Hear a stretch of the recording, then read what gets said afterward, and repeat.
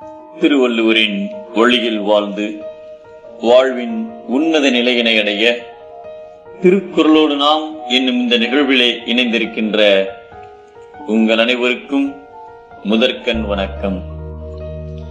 குறள் எண் 489, அதிகாரம் காலமறிதல்.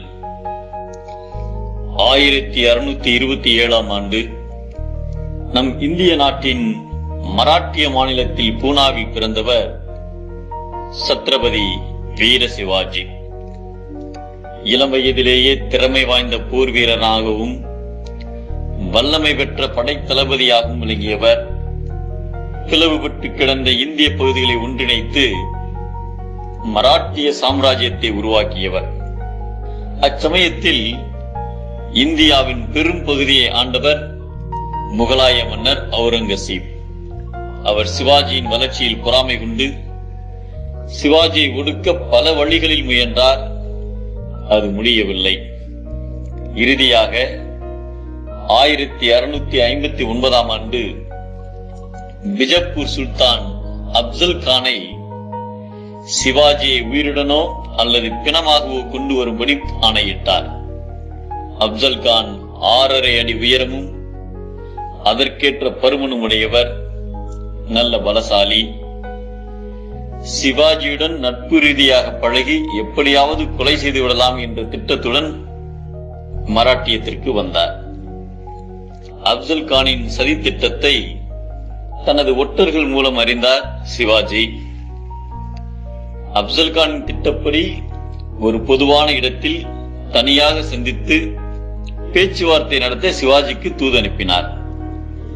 சிவாஜியும் ஒப்புக்கொண்டார். இருவரும் சந்தித்தனர். சந்தித்த பொழுது மரியாதை நிமித்தமாக இருவரும் ஒருவரையொருவர் கட்டித் தழுவினர். தழுவிக்கொள்ளும் சமயத்தில் சிவாஜியின் கழுத்தை ஒரு கையால் இறுக்கி மற்றொரு கையால் தனது உடைக்குள் மறைத்து வைத்திருந்த குருவாலை உருவி அதை சிவாஜியின் வயிற்றில் குத்தினான் நயவஞ்சகன் அப்சல் கான். ஆனால் சிவாஜி முன்னெச்சரிக்கையாக தனது உடைக்குள்ளே இரும்பு கவசமும் கையில் புலி நகமும் அணிந்திருந்தார். அதனால் அவர் உயிர் தப்பியது. உடனே சிவாஜி தனது கையில் இருந்த புலி நகத்தால் அப்சல் கானின் வயிற்றுப் பகுதியை கிழித்து அவனை நிலைகுலைய செய்தார்.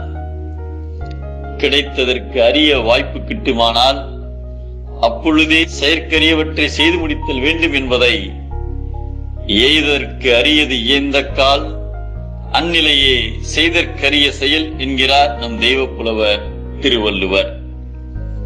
கிடைத்த வாய்ப்பை நழுவ விடுபவர் முட்டாள்.